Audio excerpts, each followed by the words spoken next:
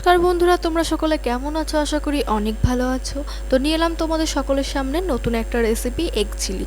তো chilli chicken তো আমরা সকলেই খেয়েছি, তো চলো নতুন কিছু ট্রাই করা যাক। তো আজ বানাবো এগ চিলি।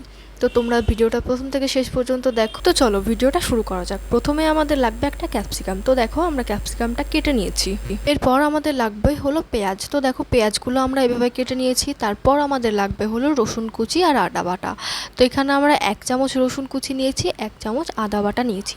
তারপর আমাদের লাগবে হলো ডিম। তো এখানে আমরা 4টে ডিম ভালোভাবে সিদ্ধ করে নিয়েছি। সিদ্ধ করে দেখো খোসা ছাড়িয়ে পুরো রেডি করে নিয়েছি। তো এগুলোকে এবার আমরা একটা সুতোর সাহায্যে কেটে নেব।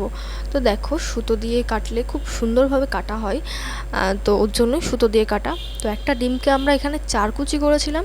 তো তোমরাও এভাবে সুতো দিয়ে কাটতে পারো, খুব ভালোভাবে কাটা হয়। তো দেখো ডিমগুলো কেটে নিচ্ছি। এবার এভাবেই সুন্দর করে সব ডিমগুলো আমরা কেটে নেব।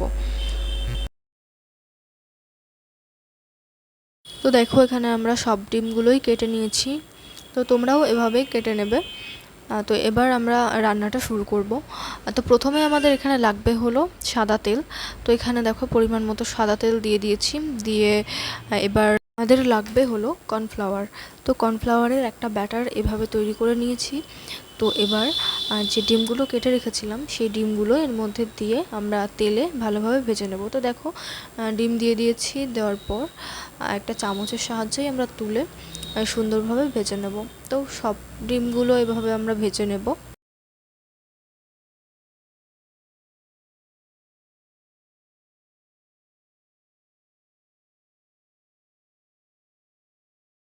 তো দেখো এখানে সব ডিমগুলো ভেজে নিয়েছি। এবার আমাদের ওই একই তেলে দিয়ে দিতে হবে ওই রসুন কুচিগুলো, যে রসুন কুচিগুলো আমরা করে রেখেছিলাম।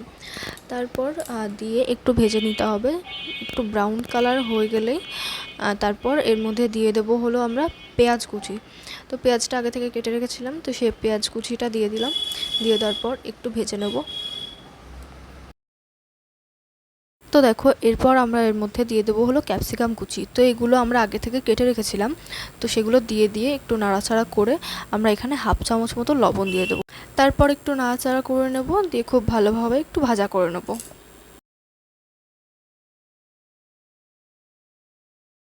তো দেখো এখানে আমাদের একটু মোটামুটি ভাজা হয়ে গেছে। তারপর এখানে সয়া সস, ম্যাগি সস আর চিলি সস যেটা লাগে সেগুলো দিয়ে দিলাম। দিয়ে দেওয়ার পর একটু নাড়াচাড়া করে আমরা আদা দিয়ে দেবো।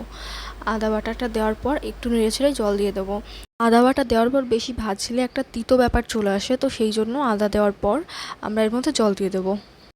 এরপর এর মধ্যে 1 চামচ মতো লবণ দেবো। লবণ দিয়ে ঝোলটা একটু ফুটে এলে দিয়ে দেবো ডিমগুলো, যে ডিমগুলো ভেজে রেখেছিলাম। দেওয়ার পর একটু রান্না করে নেবো। রান্না করে নেওয়ার পর আমাদের কর্নফ্লাওয়ার যেটা লাগবে সেটা আমরা একটু গুলে রেখেছিলাম পাতলা করে, তো সেটা এর মধ্যে দিয়ে দেবো। দেখো দিয়ে দিলাম। দিয়ে দেওয়ার পর বেশি রান্না করার প্রয়োজন নেই।